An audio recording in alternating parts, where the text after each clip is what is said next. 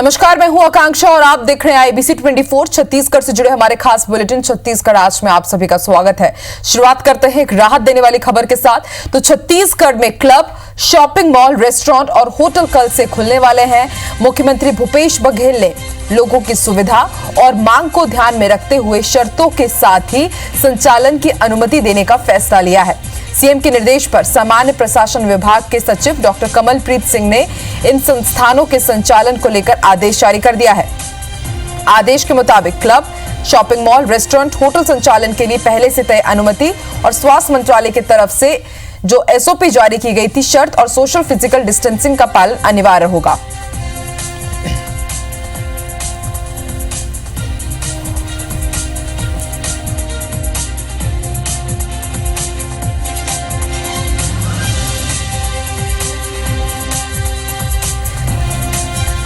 वहीं cinema hall, gym, swimming pool, मनोरंजन park, theatre, बार, auditorium और असेंबली भी बंद रहेंगे। इसके साथ ही प्रदेश के भीतर और अंतर जिला आवागमन के लिए यात्री बस के संचालन की इजाजत दे दी गई है। सरकार ने यात्री बसों के परिचालन के दौरान कोरोना संक्रमण की रोकथाम के लिए जारी गाइडलाइन और सुरक्षा मानकों का पूरी तरह से पालन करने के निर्देश दिए हैं।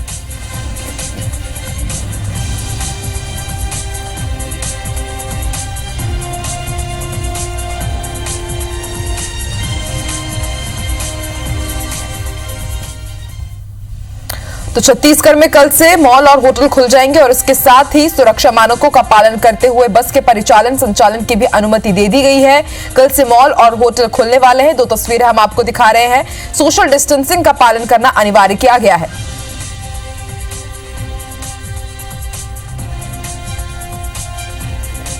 आपको बता दें, लगातार छत्तीसगढ़ होटल एसोसिएशन की तरफ से इसकी मांग रखी जा रही थी कि जो मॉल के कर्मचारी हैं, व्यापारी हैं, उनको राहत मिले और उसके बाद बड़ा फैसला लिया गया है। छत्तीसगढ़ सरकार की तरफ से यात्री बस परिचालन की भी इजाजत दे दी गई है और इसके साथ ही कल से मॉल और होटल भी खोल दिए जाएंगे, लेकिन गाइडलाइन का पूरा पालन करना होगा, सुरक्षा मानकों का, और उसके साथ ही सोशल डिस्टेंसिंग का भी ध्यान रखना होगा।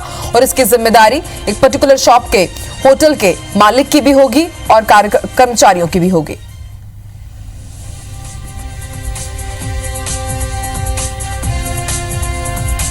तो छत्तीसगढ़ में कल से मॉल और होटल खुलने वाले हैं। आपको बता दें, केंद्र सरकार ने ये राज्यों के ऊपर छोड़ा था कि जब भी वो चाहे तो मॉल और होटल खोल सकते हैं और अब छत्तीसगढ़ सरकार ने ऐलान कर दिया है कि कल से होटल, मॉल, रेस्टोरेंट्स खोले जा सकेंगे और इसके साथ ही यात्री बस परिचालन की भी इजाजत दे दी गई है।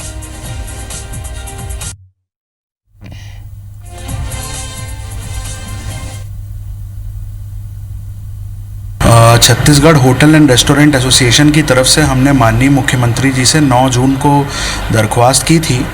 उन्होंने हमें ये आश्वासन दिया था कि ये चालू कर देंगे, बट साथ ही उन्होंने वार्निंग भी दी थी कि इससे संक्रमण फैले ना, वो हमको ध्यान रखना पड़ेगा। बहुत अच्छा पहल है सरकार की तरफ से। अब दायित्व है होटल, रेस्टोरेंट, बार, कैफ़े, ढाबा संचालकों का कि वो और उनके स्टाफ और उनके गेस्ट सब मिल के इस चीज़ को चालू रखने में मदद करें और कहीं कोई दुर्घटना ना हो, इस बात का विशेष ध्यान रखें। और आइए अब आपको छत्तीसगढ़ का कोरोना अपडेट दे देते हैं। आज कोरोना के अब तक 33 नए मरीज मिल चुके हैं और रायपुर में 9 नए कोरोना मरीज मिले हैं और इसके साथ ही छत्तीसगढ़ में एक्टिव केसेस की संख्या 715 हो गई है और अब तक छत्तीसगढ़ में 12 लोगों की मौत हो चुकी है। वहीं राहत की बात यह है कि 1729 लोग ठीक होकर के डिस्चार्ज भी किए जा चुके हैं और जो कुल आंकड़ा है कोरोना संक्रमित का, वो 2456 तक जा पहुंचा है। तो छत्तीसगढ़ में आज 33 नए मरीज सामने मिले हैं, 12 लोगों की अब तक मौत हो चुकी है और रायपुर में आज 9 नए मरीज मिले हैं, 1729 मरीज ठीक हो चुके हैं, यानी कि छत्तीसगढ़ का जो रिकवरी रेट है वो भी काफी अच्छा है।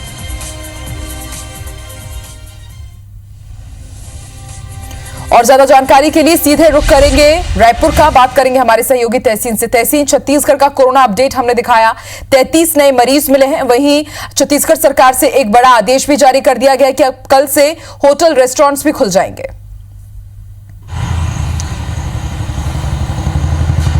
देखिए, जिस तरीके से अगर कोरोना के अपडेट की बात करें, जो पॉजिटिव लगातार मरीज मिल रहे हैं, उसमें आज जिस तरीके से एक बीजापुर एक ज़िला था वो बचा हुआ था। तो वहाँ पे भी एक अधिकारी जो बीएसएफ के हैं वो पॉजिटिव आए हैं। हालांकि वो छुट्टी पे से वापस आए थे, क्वारंटीन थे, लेकिन उसके बावजूद भी वो पॉजिटिव आए। तो इससे इसको मिला के कुल 28 जो पूरे ज़िले हैं वो अब एक तरह से संक्रमित हो गए। अगर आज की अगर बात करें, कोरोना अपडेट की अगर बात करें, तो आज पूरे प्रदेश में 33 जो मरीज़ हैं वो उसमें मिले हैं। अगर ज़िलेवार मरीज़ों की अगर संख्या की अगर बात करते हैं तो रायपुर में 9, राजनांदगांव में 4, रायगढ़ में 4, बलरामपुर में 3, सूरजपुर 3, जशपुर 3, गरियाबंद 3, जगदलपुर 2 और दंतेवाड़ा 1, बेमित्रा 1। तो कुल मिला के जो है ये 33 मरीज़ आज यहाँ मिले हैं। और अगर पूरे प्रदेश में एक्टिव मरीज़ों की अगर बात करें तो 715 मरीज़ जो हैं वो अभी एक्टिव हैं। और अगर 12 लोगों की इसमें मौत हो चुकी है और उसके अलावा जो है प्रदेश में अब तक 1729 जो मरीज़ जो हैं वो स्वस्थ हो गए। तो इससे आंकड़ा जो है ये इससे साफ अंदाज़ा लगाया जा सकता है कि जो एक रिकवरी रेट है निश्चित तौर पे ये एक काफ़ी अच्छी एक सराहनीय बात है। और यहाँ पे अगर बात करें जिस तरीके से आज राज्य सरकार ने 2 आदेश इसमें निकाले हैं कि जो बसों का संचालन है वो अंदर स्टेट में ही दंतेवाड़ा से जशपुर तक आप कहीं भी चला सकते हैं।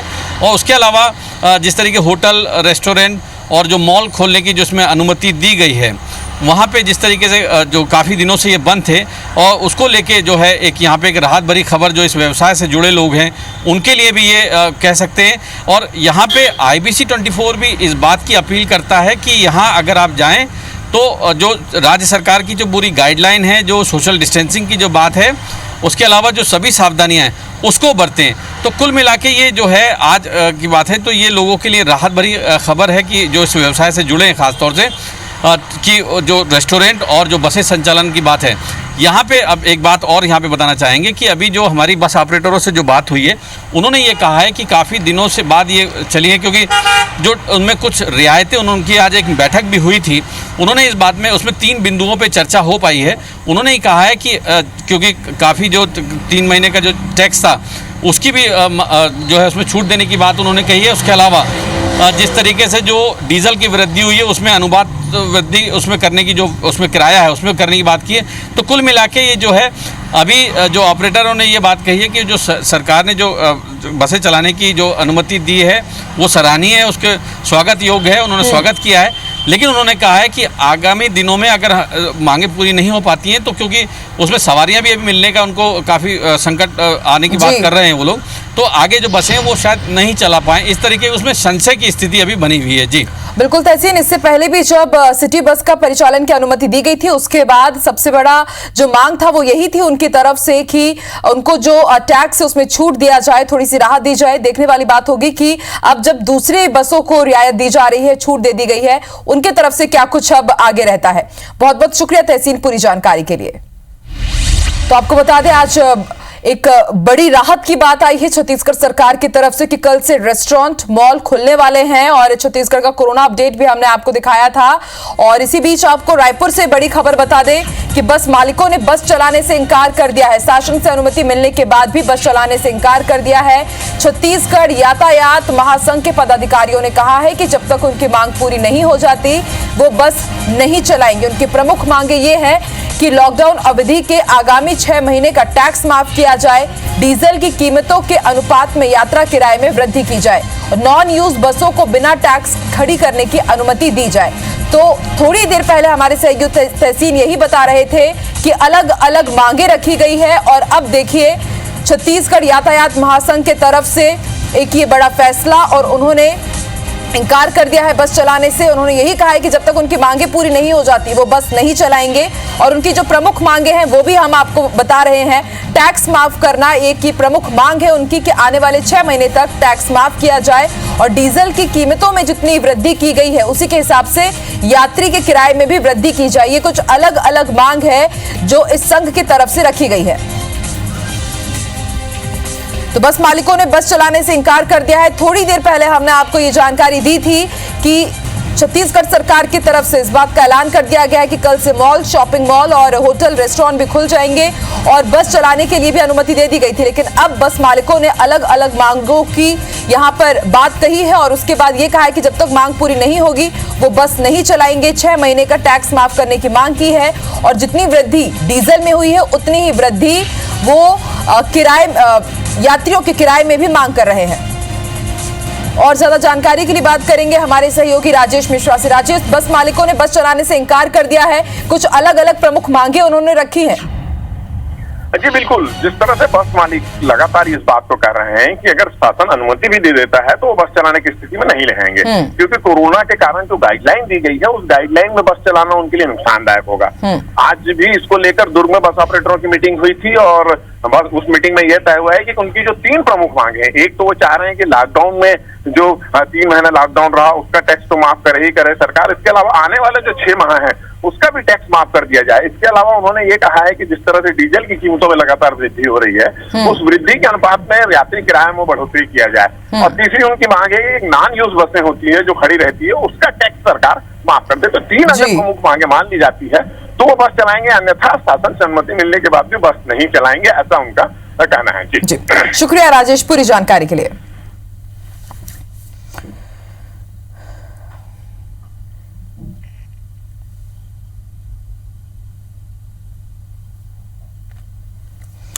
तो यहां बस मालिकों ने बस चलाने से इंकार कर दिया। वहीं इसी बीच आपको बड़ी खबर बता दें, रेलवे मंत्रालय की तरफ से भी बड़ा फैसला लिया गया है। 12 अगस्त तक सभी ट्रेनें रद्द रहेंगी और इनमें मेल, एक्सप्रेस, पैसेंजर ट्रेन भी शामिल है। 12 अगस्त तक इन तमाम तरह की ट्रेनों का परिचालन नहीं किया जाएगा। 1 जुलाई से 12 अगस्त तक जितनी भी ट्रेन टिकट खरीदी गई है उन्हें भी रद्द कर दिया गया है। और राहत की बात यह है कि टिकटों का पूरा रिफंड जरूर दिया जाएगा। तो रेलवे मंत्रालय ने बड़ा फैसला लिया है। 12 अगस्त तक जितनी भी ट्रेन थी और जितनी भी टिकट बुकिंग की गई थी उन सभी को रद्द कर दिया गया है। मेल, एक्सप्रेस, पैसेंजर 12 अगस्त तक नहीं चलेंगी।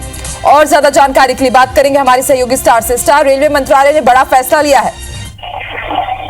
देखिए ये बड़ा फैसला है क्योंकि लॉकडाउन की तरफ हम होने के बाद अब अनलॉकडाउन की तरफ बढ़ रहे थे। ऐसे में उम्मीद थी कि शायद ट्रेन सर्विसेज भी जल्द शुरू होंगी, लेकिन जिस तरीके से देखने को मिला है कि केसेस लगातार बढ़ रहे थे और उसको कंट्रोल करने के लिए जरूरी हो गया था एहतियातन भी लॉकडाउन को मद्देनजर ट्रेन सर्विसेज को रेस्टोर नहीं किया जाए, जिसके बाद रेलवे ने फैसला लिया है फिलहाल 12 अगस्त तक सभी प्रकार की ट्रेनें रद्द कर दी गई हैं और जिसके चलते जितनी भी टिकट बुकिंग की गई थी उनको भी कैंसिल कर दिया गया है। राहत की बात यह है कि रेलवे ने सभी को फुल रिफंड देने का ऐलान भी किया है कि जिनकी टिकट थी, चाहे कंफर्म थी चाहे वेट लिस्ट टिकट थी, 12 अगस्त तक जो ट्रेनें थी जिनकी टिकट थी उन सबको रद्द करने पर फुल रिफंड की व्यवस्था रेलवे ने की है। जी शुक्रिया स्टार पूरी जानकारी के लिए।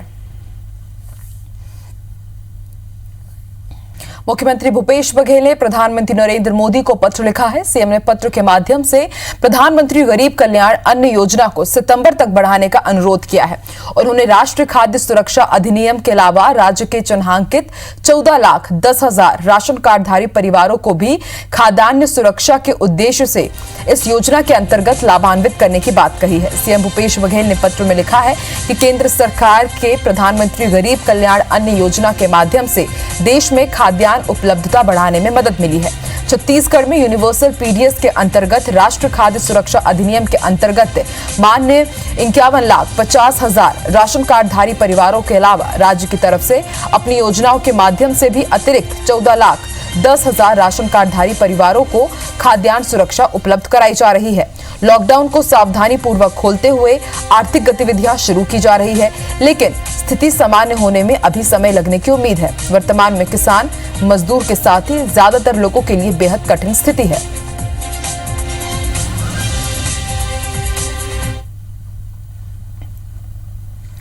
छत्तीसगढ़ सरकार अब गोबर खरीदेगी। ग्रामीण और शहरी क्षेत्रों से गोबर खरीदने के बाद वर्मी खाद बनाया जाएगा और इसे किसानों तक पहुंचाने की योजना बनाई गई है। सीएम भूपेश बघेल का कहना है कि इस योजना के लागू होते ही गांव, गाय और गोबर तीनों की ही तकदीर बदल जाएगी।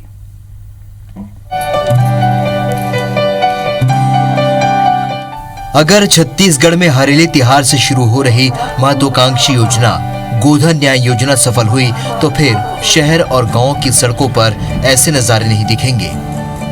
लोग गाय की भी कद्र करेंगे और गोबर की भी। मुख्यमंत्री भूपेश बघेल ने इस योजना का ऐलान करते हुए बताया कि इसके तहत गोबर के प्रबंधन का काम किया जाएगा। पहले चरण में 5,000 गाँव तक इस योजना को पहुँचाने की तैयारी है और ग्रामीण अर्थव्यवस्था के दृष्टिकोण से एक महत्वपूर्ण फैसला है और इससे दूरगामी परिणाम होंगे।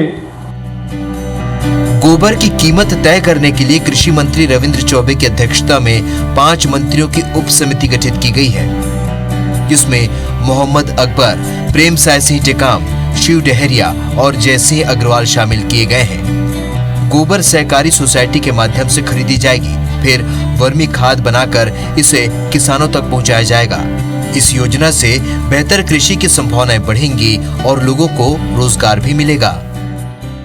खेती को बढ़ावा देने के लिए आजीविका के कार्यों को गोठान से जोड़ करके जो हमारी सेल्फ हेल्प ग्रुप की महिलाएं हैं उनको रोजगार देने के लिए और गांव के आर्थिक स्वावलंबन के लिए हमने ये योजना बनाई है। गोधन न्याय योजना के ऐलान होते ही प्रमुख विपक्षी दल ने इस पर सवाल उठाए हैं। भाजपा का कहना है कि सरकार ने पहले किसानों के साथ अन्याय किया और अब गाय के साथ करने जा रही है। पहले किसानों को तो न्याय दे दे। किसान राजीव गांधी किसान न्याय योजना के तहत किसानों के साथ में अन्याय हो रहा है। उनको एक किस्त में बोनस की राशि मिलनी चाहिए थी, वो 4 किस्त में मिलेगी, और उनको 6 महीने पहले बोनस की राशि मिलनी चाहिए थी, वो आज तक नहीं मिली है। गांव, गाय और गोबर की बेहतरी के लिए सरकार का ये फैसला बहुत महत्वपूर्ण है। योजना सफल रही तो आने वाले दिनों में गोबर की तरह ही गौमूत्र भी खरीदने की तैयारी है। Bureau report, IBC 24। कोरोना का असर बोर्ड परीक्षा पर भी पड़ा है। सीबीएसई और आईसीएसई ने 10वीं और 12वीं बोर्ड की बची हुई परीक्षा रद्द कर दी है। कोरोना की वजह से ये परीक्षाएं पहले स्थगित की गई थी, जिसके बाद इन परीक्षाओं को 1 से 15 जुलाई तक करने का ऐलान किया गया था। लेकिन भारत के सॉलिसिटर जनरल ने सुप्रीम कोर्ट को बताया कि सीबीएसई की 10वीं की बची हुई परीक्षाओं को रद्द करने का फैसला लिया गया है, जबकि स्थिति सही होने पर 12वीं के छात्रों का असेसमेंट उनके पिछले 3 एग्जाम के आधार पर होगा। वो बचे हुए पेपर बाद में भी दे सकते हैं। कोर्ट ने सरकार को नया नोटिफिकेशन जारी करने को कहा है। सॉलिसिटर जनरल तुषार मेहता ने सुप्रीम कोर्ट को बताया कि आईसीएसई बोर्ड ने भी 10वीं और 12वीं बोर्ड के एग्जाम रद्द करने का फैसला लिया है, लेकिन वो स्टूडेंट्स को बाद में पेपर देने का विकल्प नहीं देना चाहते।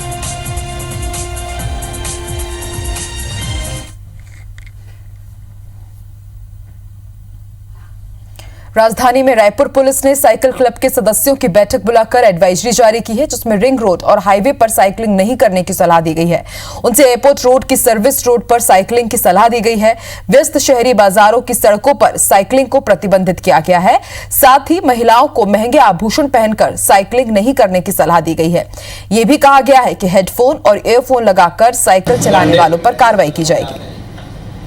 पूरे दिन चलते हैं, आपको तो चंद घंटे साइकिलिंग करना है, बहुत देर। साइकिलिंग करने के दौरान किस तरह की सावधानी हमें बरतनी है, इन बातों पर चर्चा हुई है।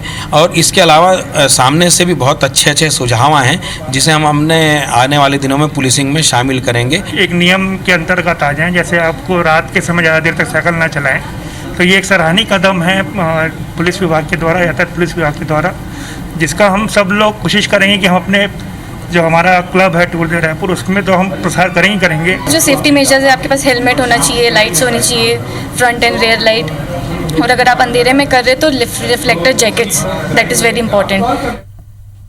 भिलाई के सुपेला में स्थित आकाशगंगा मार्केट में कौमी एकता कमेटी के सदस्यों ने चीनी सामानों का विरोध करते हुए दुकानों में जमकर तोड़फोड़ की। जिस भी दुकान में ओप्पो और वीवो लिखा देखा गया, उन्होंने वहीं पर तोड़फोड़ मचाई। साथ ही साइन बोर्ड भी तोड़ डाले और जमकर उत्पात मचाया। इसके चलते कई दुकानदारों के साथ कमेटी के सदस्यों का विवाद भी हुआ। व्यापारियों की शिकायत पर पुलिस ने 4 लोगों के खिलाफ मामला दर्ज किया है, वहीं बाकी लोगों की तलाश की जा रही है।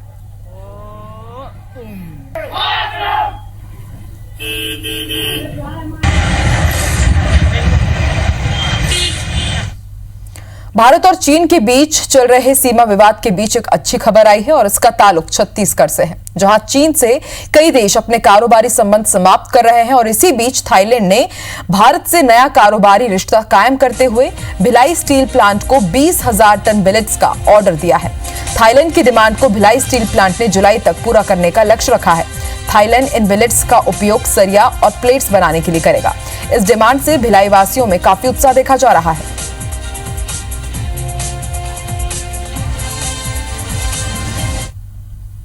और इस बुलेटिन में इतना ही। आप देखते रहिए IBC 24। नमस्कार।